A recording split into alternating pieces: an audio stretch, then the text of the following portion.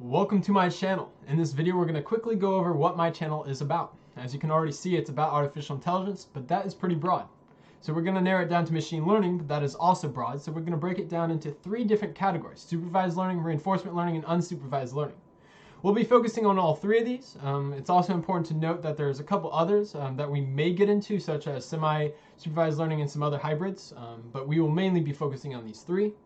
Supervised learning allows for us to do classification and regression. Reinforcement learning allows for agents to act in an environment. We can use that in things like playing video games. And we also have supervised learning for us to be able to cluster data and reduce the dimensionality of high dimensional data. There's many different methods, but we'll be using neural networks. Neural networks allow us to do all three of those previous listed learning methods, such as supervised learning, reinforcement learning, and unsupervised learning.